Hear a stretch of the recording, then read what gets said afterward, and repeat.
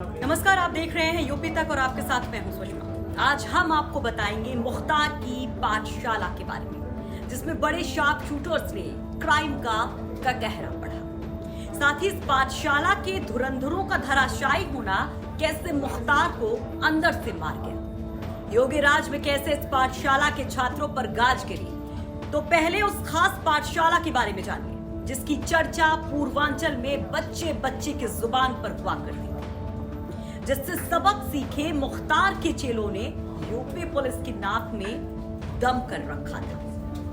बात है 90 के दशक की, जब पूर्वांचल में वर्चस्व को लेकर कई माफियाओं के बीच जंग चल रही थी, तो वहीं मुख्तार अंसारी इन सब से निपटने के लिए शार्प शूटर्स को तैयार कर रहा था। मुख्तार की पाठशाला में मुन्ना बजरंगी, रईस बनारसी, मोनू पहाड़ी, अतीक सहित कई अपराधी आयाराम गयाराम की दुनिया का कहरा सीख रहे थे। मुख्तार ने इन्हें ट्रेंड कर जमीन पर उतार दिया और फिर सुपारी लेकर हत्या का जो सिलसिला चला तो योगी राज में ही जाकर थमा।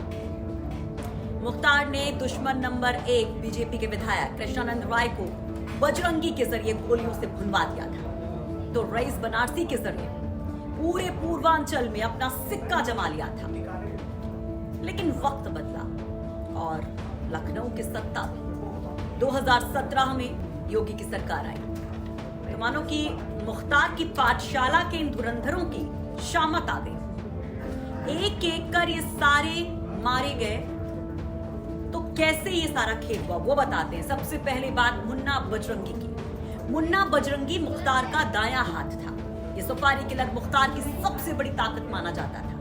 बीजेपी विधायक कृष्णानंद राय केस में मुन्ना गिरफ्तार हुआ और 9 जुलाई 2018 को बागपत जेल में मारा गया। अब बात रईस बनारसी की।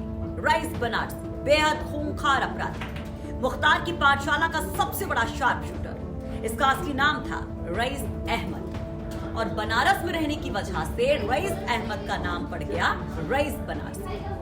रईस की गिनती उन खूंखार बदमाशों में होती थी जो लूट रंगदारी के लिए जान लेने से भी नहीं हिचकते थे। रईस बनारसी अपना हुलिया बदलकर पुलिस को चकमा देने में माहिर था। तीसरा, मोनू पहाड़ी। मोनू पहाड़ी रईस बनारसी का सबसे करीबी दोस्त था।